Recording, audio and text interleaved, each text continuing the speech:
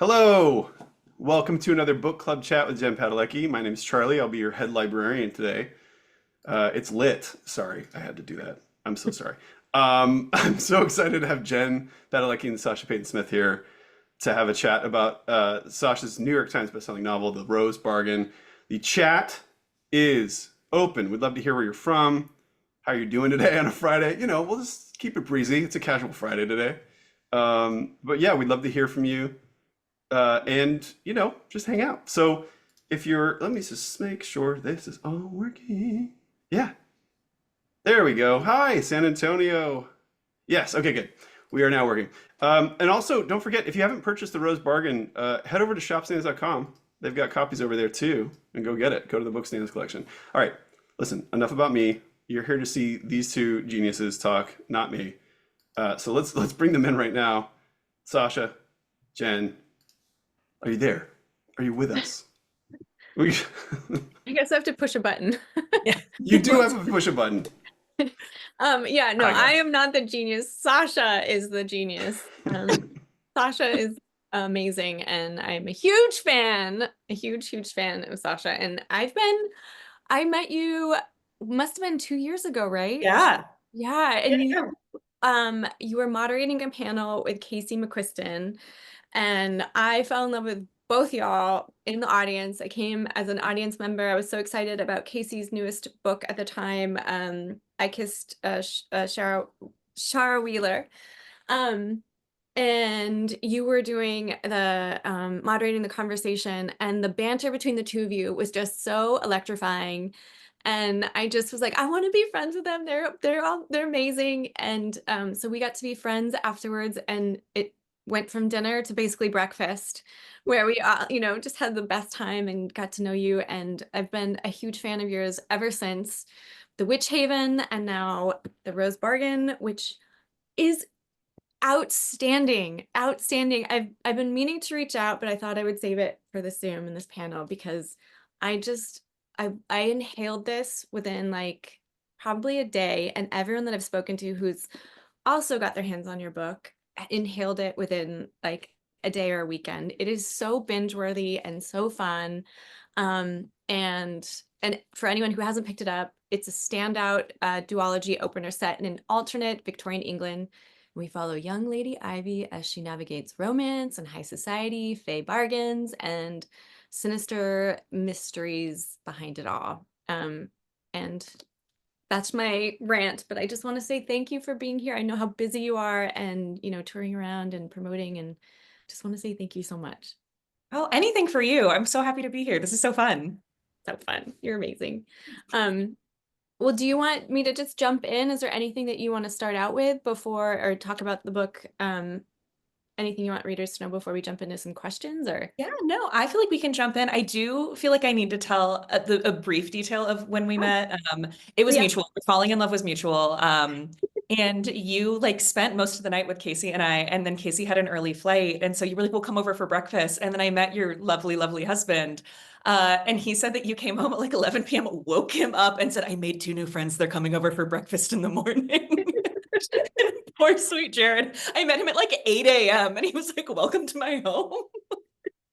It was so fun. It was so fun. It was so amazing, like to meet y'all. And I don't, like also to be able to text back and forth and get book recommendations, and like Leah's texting me all these romance novels and like Yes. my mind up to books in a world that I had no idea, existed. I'm up reading late at night, like having like sweats and like, oh God, like all these like beautiful romance novels that I had no idea about.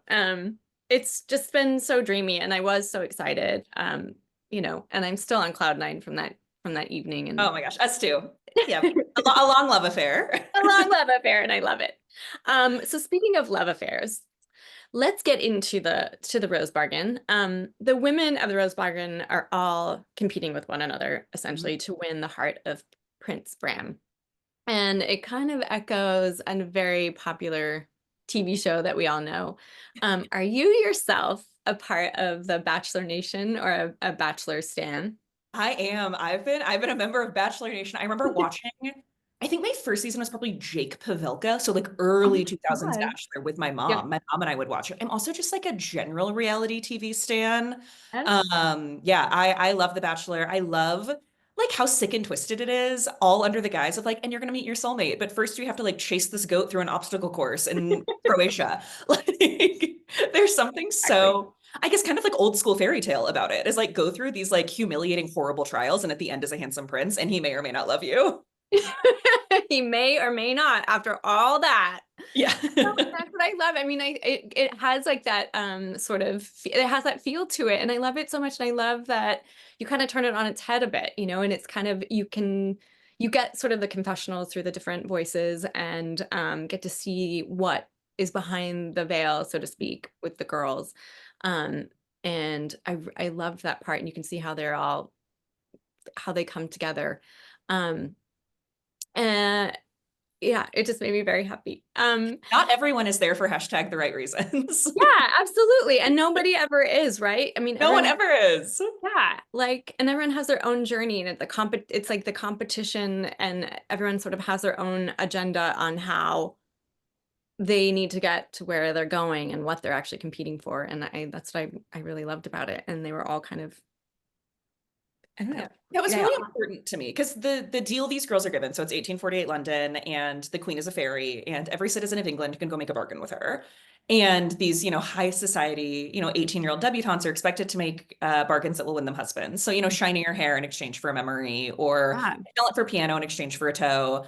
And these girls are given, the news of the century that the fairy prince Bram is going to take a wife this season. But in order to sign up, if he does not choose you, you will never marry another. You can never, take another husband, which is a pretty big deal for this kind of like, Victorian-esque society where yeah, these girls' only real economic prospect is marriage. I And I think see. it would have been really easy to be like, oh, they all want to marry a fairy prince. But I wanted them to feel real. I think I wanted them to all have different reasons because I think in reality, if you're going to make a bargain that big, if you're going to make a risk that intense, you would have your own reasons that would probably go beyond, well, he seems cute and this is fine. Yeah, Um, absolutely. so I loved, kind of diving into all of their different motivations. Yeah, no, I mean it was certainly super fun, and they're also different, and the stakes, like you were saying, the stakes are so high. It's not just, Mhm. oh, he's a cute guy and he's on TV. Like this Yeah. is livelihood. This is going to be the rest of their lives. So Oh, it's a huge bargain. It's big risk. yeah. And while we're talking about the bargain, which are from anywhere from clever bargains for shinier hair, prettier feet, um, uh and being like that they are good girls. The bargains are to make us beautiful, fragile, and sweet, perfect English roses. Can you talk a bit about these bargains and like how you came to this, or what was your inspiration for this and the implications behind the tradition of it? Yeah, so this book came to me with a single idea. What if the Queen of England was a fairy? And it was a pretty silly idea. It was like kind of a funny place to build a world from. And I knew kind of off the bat that my magic system was going to be simple. My magic system was going to be these kind of like classic mythological fairy bargains, which are such a trope like throughout literature. That's a deal with the devil. It's a Faustian bargain. I think humans have always kind of loved the thought exercise of what would I give up to have everything I ever wanted. And of course, an essential part of these fairy bargains is you got to be careful what you wish for. And they're sometimes a trick, and you have to word them very carefully. There's a line in the book that says something along the lines of they have to honor the law, but not the spirit of the bargain. That's part of the fun for them. So anyway, the fairies can kind of twist these bargains to make them not what you expected is part of the fun. And so I had like a running notes app on my phone of all of the bargains that I was coming up with. And so some of them are really silly, like, always vomit at the sight of frogs, or Greer is one of my favorite characters in the book, and she bargains to be prettier, but she can never turn left again. And Yeah. so I had a lot of really funny moments where I like put them in a hedge maze, or it would be like we all stormed out of the room. Greer did a full circle and followed us. And so that was like, I had some fun, like comic relief moments. And then I also got to dive into some kind of like darker questions and, what these what the consequences of these are. Ivy has a mother who has bargained never to forget anything, and what that does to somebody. Marion and Faith, I will not spoil, I say in the chat that some people have not finished the book. But Marion and Faith's bargains are kind of revealed throughout the book. They both keep them secret, and it really speaks to their like inner psyche and their characters and what they wanted out of this world. And so being able to use them both as comic relief and character development was fun. It's so fun. It's so fun to read. And I feel like it uncovers a lot about who they are and, you know, and their motivations and how they're affected by it. Some who are affected and some obviously who are more so than others. And it's a comic relief, like rare, you know, going in circles and stuff in the maze. Yeah. And I loved it. I'm so going back to, I know you were just talking about the Victorian England and thinking about the Queen as a fairy. I would love to know more about, because you start talking about like the War of the Roses when you start the book. How did you get to this place in history and time? Like, I would love to know what was in your mind and going on, like when you first started and using this landscape. Yeah. I also saw in the chat that my camera was frozen for some people. Oh, Am no. I not mods? Am I good? You guys look lifelike. Okay, Very perfect. lifelike. Perfect. I don't know. My Wi-Fi, I live in like a weird old house. I just wanted to confirm. Yeah, so the War of the Roses was a real, you know, part of English history. It was the English Civil War that happened in the late 1400s, where, you know, classic, if you have a monarchy and somebody doesn't have a clear successor, they got into some arguments about who was the successor of the British throne. And for me, it just represented kind of like a splitting point in English history. And this kind of trickster fairy queen, I imagined that she would have used that chaos to her own advantage.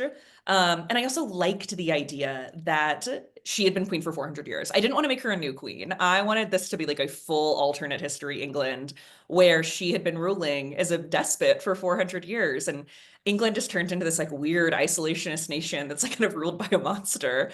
And so really the War of the Roses just came to me as this like kind of schism in history. And I loved the visual. The prologue of this book is her walking out onto this like smoky battlefield and making a bargain with King Edward. And sometimes, you know, as a writer, we're just going for like the cool moment in our heads. It's like playing like a little movie. Yeah, it felt very cinematic for sure. Yeah, it was beautiful. I felt like I could even smell like the smoke of the fires. Yeah. Everything's bloody, everything's muddy. It's and then here comes this like pristine fairy queen to save / ruin them all. Oh yeah, it's just such a beautiful moment. And so powerful.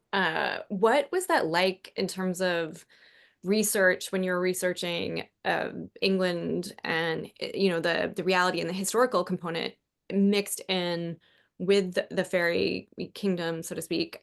What in terms of, you know, bringing those two worlds together, what was that process like for you as far as delving into, you know, the mystery of the fairy realm with the, you know.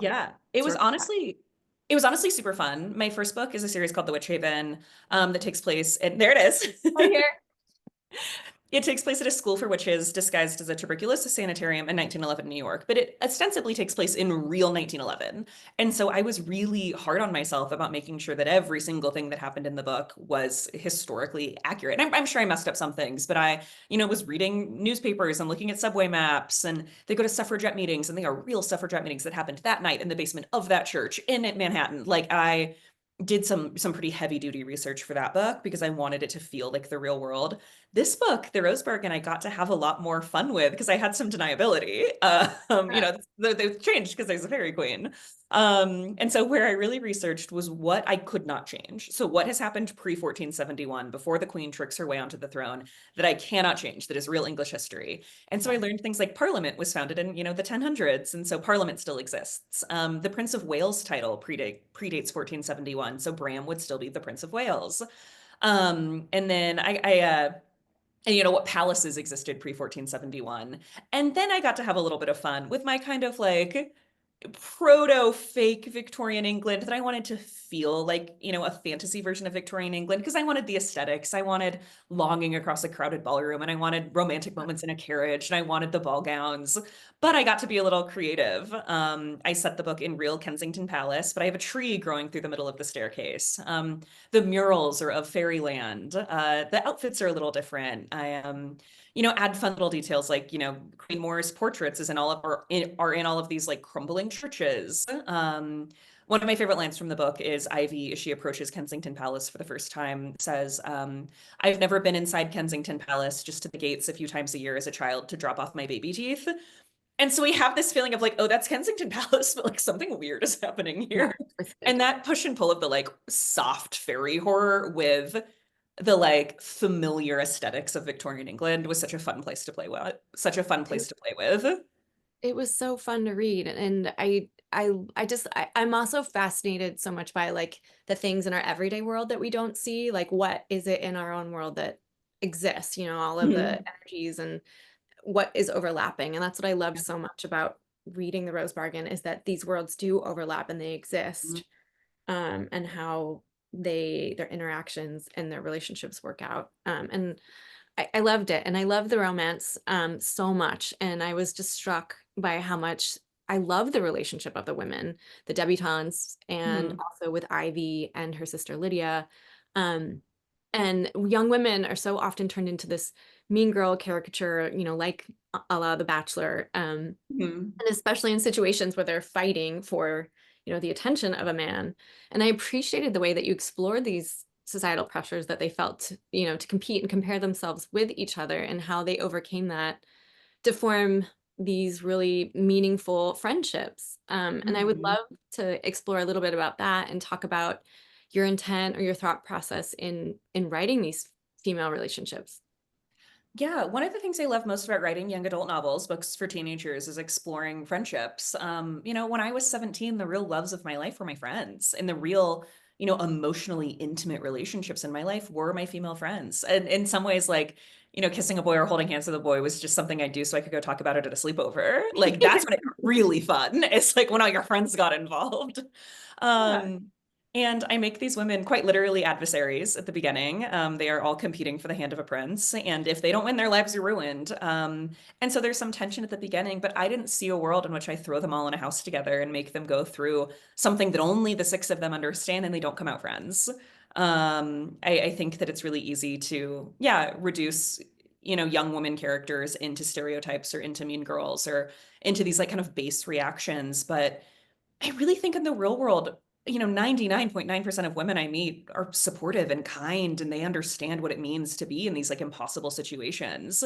And so I wanted their friendships to feel earned and lived in and real. And then Ivy and Lydia, their relationship is really at like the beating heart of the book. I knew going into this I wanted to write a sister book. I'm the middle of three sisters, and I don't think there's any relationships more like intimate and intense and full of equal parts love and ire and resentment, and there's such a complicated tangle of emotions when you have sisters. I would kill and die for my sisters. Like I love them so much, and there's also like nobody else I've ever physically beat up in my Yeah. life.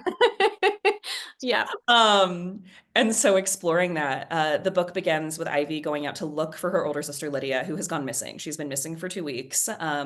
And Ivy goes out into the streets of London. It's the first time she's ever really been alone, and she's willing to quite literally risk death to go look for her sister, who she loves. And her sister mysteriously reappears with no memory of where she's been in the first chapter. This is not a spoiler. Yeah. And she lets Ivy down. She was supposed to be the one who got married. She was supposed to be the perfect sister, and Ivy was kind of the awkward little sister who didn't have to worry so much about her marriage prospects or her future because Lydia was always going to take care of her. And they have a fight later in the book where Ivy says, "You ruined everything. You were perfect," and Lydia says to Ivy, "I was perfect so that you got to be everything else." And I think that's such an older sister thing: is you want to protect them, and then you resent them for having to protect them, and you love them so much that you don't want to resent them, and that like I don't know. It's just having sisters is so complicated and so lovely and so amazing. And it's like the best part of my life that I don't think I'll ever be able to like fully, expand upon it in fiction, but I wanted to try with this book. No, I think you did a great job. I mean, I really felt like all of the characters had such a richness and depth to them, and the way that you interwove, the relationships with Lydia and Ivy, and you can see that their history really like came out from the very beginning, and then obviously in the end, you can see how much Lydia has affected Ivy throughout her whole life and how she conducts herself, Mm. and then even in her friendships. And I loved so much of that. I really felt like the six women, you really get to watch them, for the most part, not I don't want to spoil it, but you get to really watch them fulfill, or have their arc, so to speak. Sorry. Yeah. I'm kind of Yeah, I rambling. wanted them to feel like they were all like the stars of their own book. I could write this entire Yeah. book again from Faith Fairchild's perspective. Each girl in the book competing for the Hand of Prince Graham gets her own POV chapter where you see kind of what she asked the queen for, what she's afraid of, why she entered this competition. And those exist because of Faith. I knew who Faith was from the very beginning, and I knew her arc, and I knew who she was going to end up with, and I knew why she entered this competition. And I was having a really hard time conveying it. Because Faith keeps things kind of close to the chest, and she and Ivy have a bit of an adversarial relationship. Mhm. And the book is mostly from Ivy's perspective, and I knew that Faith wouldn't be telling her these things. And I was so frustrated because I couldn't get her story out. And then my writing partner was like, well, why don't you just write a chapter from her perspective? And I was like, you're allowed to do that? Turns out you're allowed to do anything you want. Like, yeah, it's your book. And so then I got to add all of these girls, and I love the feedback. I think people have responded so positively to them, which is lovely because my editor and I like really went back and forth for like a full year as to whether or not we'd keep them. There was a real possibility these chapters were going to get edited out, and I'm so glad we made the decision to keep them. Oh, I'm so glad you did, because it does. I mean, and this is not The Bachelor or The Bachelorette by any means, but one of the things that we love so much about The Bachelorette is listening to their perspectives and hearing where they're coming from, and to get their eye view on it. Also, seeing things from, their understanding where they're coming from, and so then you can really have sympathy and empathy and empathize with them. I thought it was fantastic, and it almost makes me want to, like, I feel like it opens up the door to even more books about these other characters in a way. Like, you can go in so many different directions. I don't know. I'm only contracted for 2 books, but I like low-key would write like give Olive a love story. I want to give Sweet Olive her Right? fairy tale. Or like Marion, or I don't know. There's Yeah. there are a lot of, I don't know. I personally would vote for that. Thank you so much. Um Sorry. Well, okay, so yes, to the girls, who was your favorite to write? I mean, which one was the most fun, and which one was the most challenging? Oh my gosh. I mean, Olive always makes me laugh. I think Olive does kind of function as the comic relief among this group of 6 girls. She always cracks me up because I feel like she's so honest and kind of naive. And Sweet Olive is the one who enters the competition because she wants to marry a fairy prince, and she would like to be a fairy princess. And I love her. Marion and Faith, I think, were the toughest because I had so much I wanted to say about them. And to, smush that into one little POV chapter and make it feel earned and not make it feel like it's coming out of nowhere, to kind of lay the groundwork and the clues before I get to their chapters, was something I really wanted to make sure that I got right. And then Greer was pretty easy. I knew what her story was. Hers is kind of tragic, but I love kind of a sad interlude. And then Emmy's fun. I like Emmy. Speaking of The Bachelor, Emmy's POV chapter is like her getting a one-on-one date. Emmy wants a one-on-one. Amazing. Yeah, and I love Greer too. I felt like Greer also like bled into the sister. Yeah. sort of Because she's friendship. Ivy's childhood best friend, and so she's kind of part of this sister dynamic. Oh yeah, and again, there's nothing more painful than a friendship breakup. So Oh, that too. exactly. And you know what? That's something I feel like no one ever talks about.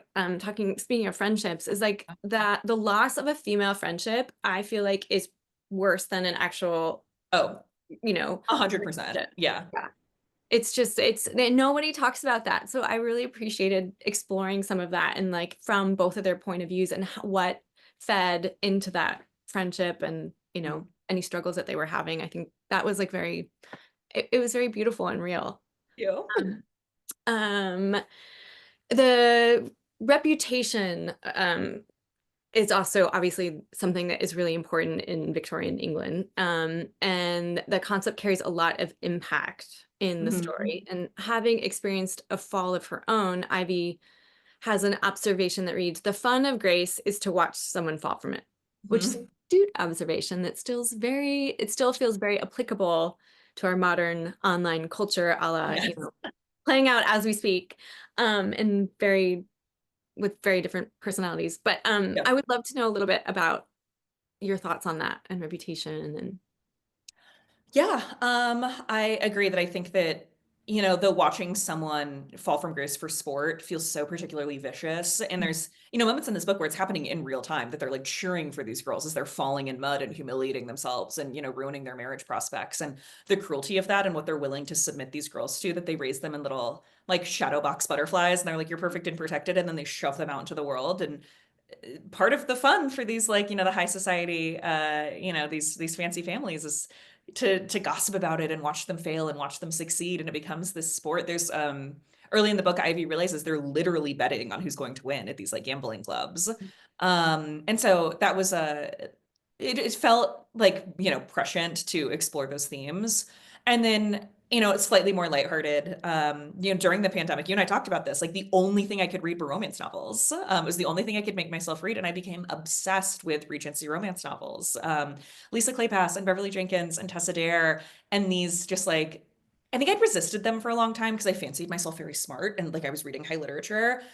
And I feel so silly now. I started reading these romance novels and I was like, oh, these are smart. And the women who are writing them are smart. And the heroines are smart. And they are so well researched and so fun. And these like perfectly packaged little, like, you know, they're perfect. They're like perfect Yeah. novels. And I became obsessed, and kind of this like romance of manners and the stakes of being caught with someone. And, you know, I love you, but if we're caught in the garden together, my reputation is ruined. Is a really fun place to write romance from because the stakes feel so high and all they're doing is riding in a carriage together. Yeah. But I wanted Ivy's relationship with Emmett to be, you know, quite literally forbidden, and that he's the prince's human stepbrother who is training Ivy to be his brother's dream girl because he needs her to win for his own political purposes. And I wanted the stakes of them being caught together to feel really real. I wanted your heart to be beating when they're like just chatting in a garden together. Oh yeah. Yeah. No, it was amazing. I just why yeah, reading and I felt like I was watching it and you're like, ah, Yeah. You're like, hide, hide. yeah, It gives them so many juicy moments where they're like, you know, in a corner at a ball or in a boathouse or, you know, meeting yeah. in the middle of the night behind the trees. I loved these kind of secret meetings. Oh, I love them all. They were amazing. And I felt like the stakes were so high. And I was like Yeah. sitting on the edge of my bed, like, oh God, what's happening? And it's Yeah, it such a was so Regency good. romance novel trope. Oh, it's so fun. And like you just can't help and you could read it, like I could literally read this again tomorrow and still be just as excited, you know? Oh, And it would be the exact same story because it's still that anticipation, even though you know what's gonna happen. Like it's just yeah. eating like really great food. Like, oh, it just feels so good. That's how I Um, felt about all of the Regency romance novels. It's like, I know they're going to fall in love. I know they're I going to know. get hate each other. But it's so fun every time. Every time, and that's the point of reading them. It's like you know what's gonna happen for the most part. You think you know, and Yeah. it's why you read it. You want the payoff, and that's what makes it so Yeah. wonderful. I feel like also, you know, I'm like when I read it, I'm thinking about music and songs and like Mhm. what would be playing. So what do you have any ideas of like what your playlist would be like for the Rose Bargain? Yeah, I write in complete silence, which really freaks my friends out. I Oh, write like in the middle of the night in silence. I sometimes have my headphones on, but I'm not listening to anything. no way. I get too distracted. I think I'm too stupid, and I'll just like start No, writing you're lyrics. not. Don't Um, say that about no, it's- absolutely not. um, but I like using playlists as like brainstorming tools. And so I do have Spotify playlists. Ivy, the song Ivy by Taylor Swift is a big Ivy song, though I named her Ivy and then realized how closely she resembles the lyrics of that song. So maybe it was subconscious, but that was not completely on purpose. Emmett, The Bottom by Gracie Abrams, because I'm no good, you could do better, is kind of his thesis statement. Francesca by Hosier. I like to say picture that playing in the climax of this book.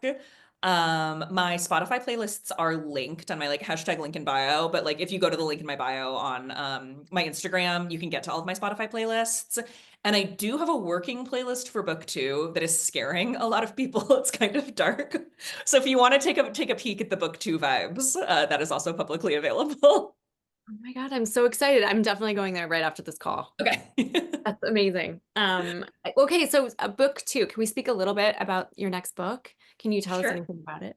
Yeah, so again, I don't want to do any spoilers because I know some people are still working through book 1.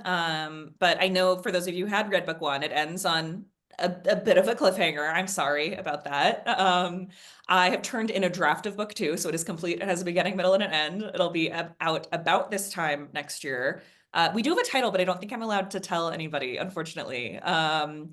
And we spend most of the book outside of England. You were talking about like that kind of like weird, like, you know, mirror thing where there's two worlds kind of smashed on top of each other. And we do get to see fairyland quite a bit in book two. And that doesn't feel like a huge spoiler. But yeah, we leave England, and it's the first time in my life I'm having to write, I think, like a capital F fantasy novel. Like I am having to do a lot of world building that feels kind of scary. I no longer have the scaffolding of like, oh, I'm writing New York or I'm writing London. Like I'm having to really build some stuff from scratch, and it's equal parts fun and terrifying. Oh, that's so amazing. I love, I mean, I'm so fascinated by world building and what that process is like. That's got to be Yeah. so much fun. I've never really had to do it like this before. So all of a sudden I'm having to Google things like fantasy world questionnaire and being like, how does money work? Like, what is Yeah, society? Like, do people own land? Like right? Like all of what's these their like government structure? literally like, okay, we have like a queen, but do we have like lords? Like, what do they own? Do they have underlings? Like in They order to have a ruler, they flies? have to be ruling over somebody. But if they all have magic, then how do like it, God, I'm I love having to do it. the nitty-gritty world building. I'm like, I I just want to love write that. kissing. Oh, yeah, right. I know. I love it. I love it. I love it so much. I mean, well, I love the kissing, but I also love like Yeah. the fairy stuff. And my daughter actually, she's obsessed lately. And I've been actually talking to some fairy experts about like how do you talk to fairies, which seems very Yeah, silly, yeah, but yeah. and they were explaining like, well, leave out sugar and leave out like glitter. And so we've been doing this, and my husband and I put a little fairy door outside of one of our trees, but we've also been kind of world building on our own, and like we've kind of had to create a bit of play into it. And now like we're leaving teacups outside as if they've drank tea, but I'm like, how much longer can we keep this up for? Yeah, yeah, yeah. So My mom, when I was a kid, I joke it was like the OG elf on the shelf, but it was like a lot sweeter. So my mom wrote us letters from an elf that she made up who lived at the North Pole. And it was these like tiny little scrolls, and she would leave them by our fireplace. And I look back now, and you think, and Odette will look back, and it's like, oh my God, my parents loved me so much. But like the world, there was a cast of characters. There was like food they ate at the North Pole. There was like the way they took care of the reindeer. And I look back now and I'm like, Mom, you're a writer. Like that was, you could put this into a you're book. She's like, oh, no, no, no. I just loved making you happy. But it that's does, it takes so much world building. that is amazing. Well, your mom for one needs royalties from the elf on I the know. shelf. Sometimes she'll be like, Like, what the heck? Yeah, someone took her idea. yeah, And yeah. too, like that is so cool. It's like I mean, maybe that's where like the spark came from, this world and story building I and do think there's, and I'm sure your kids will benefit too, but like growing up in a creative household and you take it for granted. And then you become an adult and you realize like, oh, not everybody grew up in houses like this where my leave their parents were parents. creative and encouraged play. And like, it's such a gift. It is. I worry though that we sometimes hold it over her like, well, if you're not in bed by 8 o'clock, the fairies are The not gonna fairies. come. So she's like, shoot, gotta go to sleep. Hey, that's parenting. Yeah, whatever it takes. Oh gosh. Well, I have a million more questions, but I also don't want to, I want to make sure that your readers can ask them. And there are so many people in here, which is so exciting. So I'm going to start with a Q&A, and get to some of your reader questions. Oh, this is a good one. This is from Gabi or Gabby. Was there any reason why you chose Kensington Palace, and have you been there before? That's a great question. So yes, I chose Kensington Palace because that's where Queen Victoria lived. And I knew that I wanted it to be kind of proto-Victorian England because, Queen Victoria was a female ruler. She was a queen, but she still ruled over this like very patriarchal society where women were, they didn't really have much in terms of societal or financial freedom. And so I knew that I wanted to be kind of Victorian-esque of this like push and pull of this very powerful woman subjugating everybody else. Ah, And Kensington Palace is where Queen Victoria lived. It's where she was born, and it's where she ruled from. Later in her life, she moved to Buckingham Palace with her family because she had like 1,000 children. But yeah, and I have been to Kensington Palace. I went twice during the writing of this book for research, and then last week I was in the UK on my UK tour.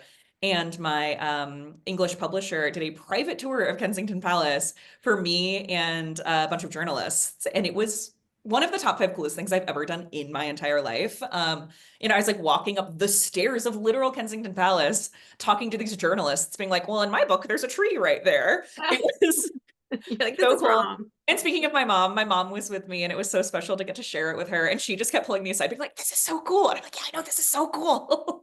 Are those moments like the coolest to be like, I can't believe I'm here. Like It, I created this world and now I'm here. Look it's at that.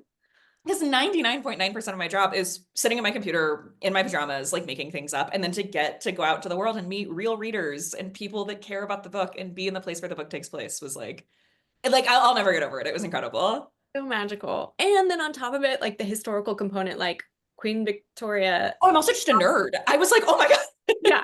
Like I love that. Like the echo and like the ghost of their, Yes. past. Like, oh, I love Oh, it. it was incredible. Oh, that's so cool. How many books will be coming after this one is from Kara Styler? Just one is the plan. It's just a duology. It's all I'm contracted for. It's all they've bought from me. Never say never, like you said. There's a lot of characters in this world, and I think there is spin-off potential.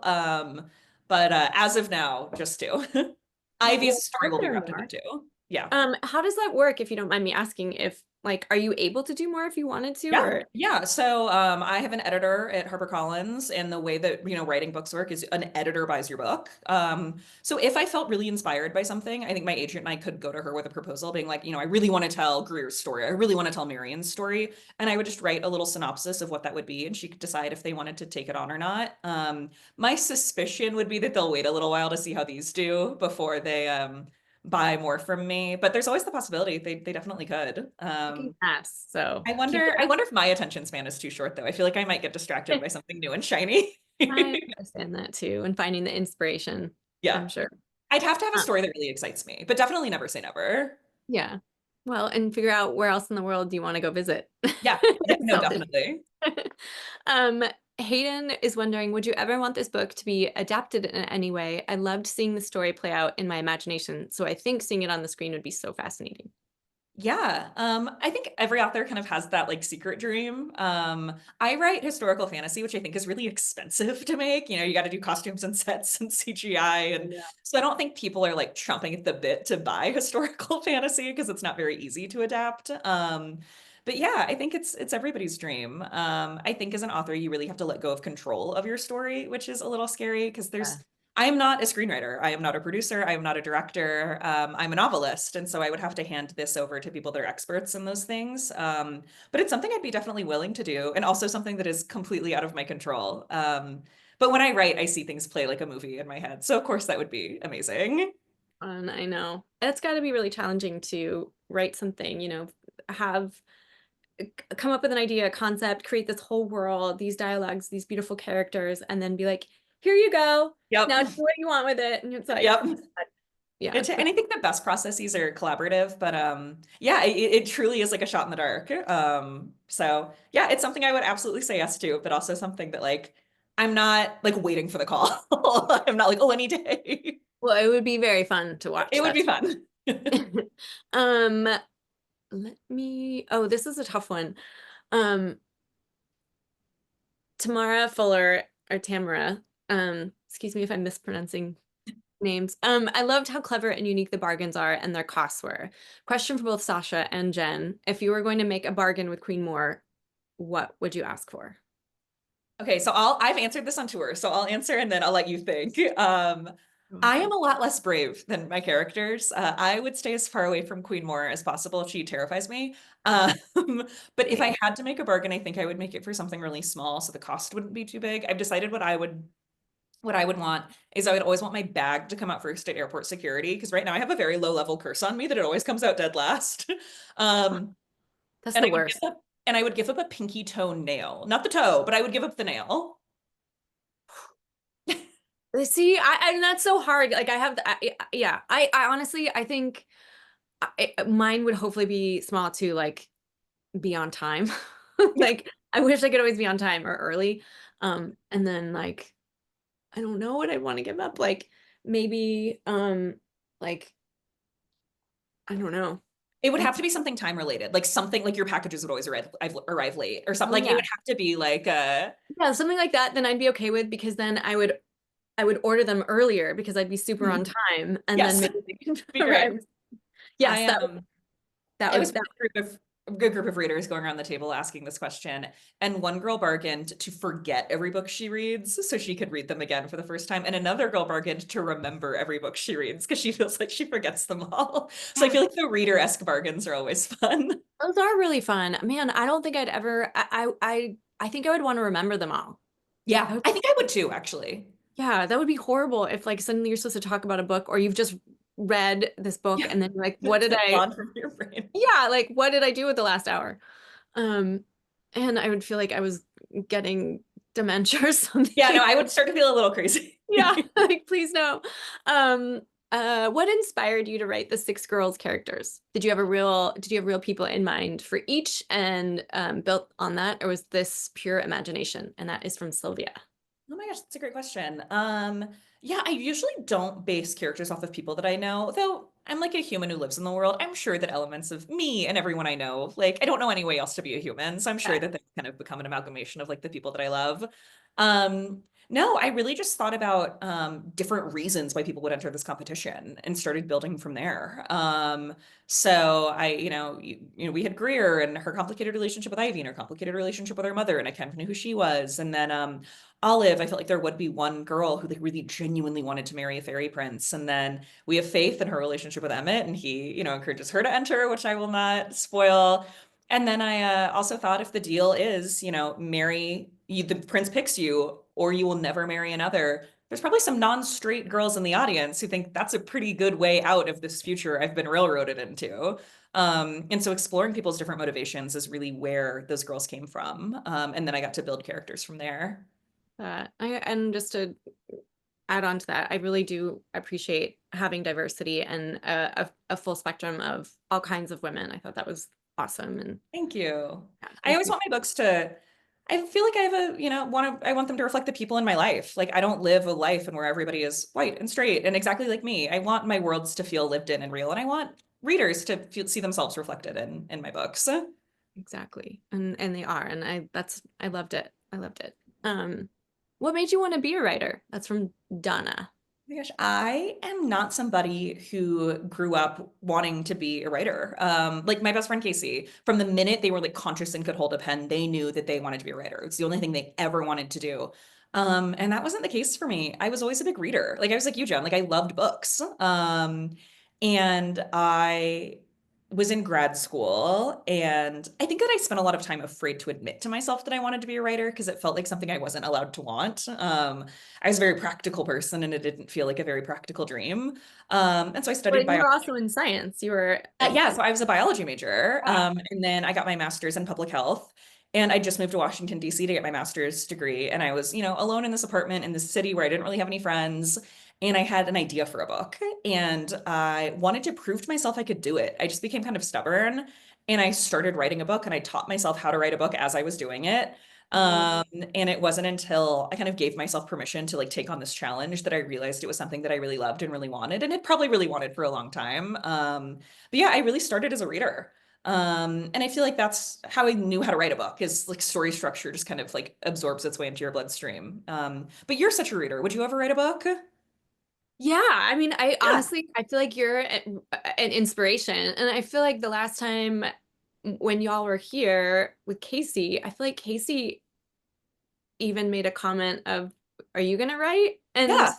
I remember there was a moment of like, well, maybe I'll send some stuff and then shit. I don't know. Yes, I was actually an English major in college, and I was yes, I would like to write some.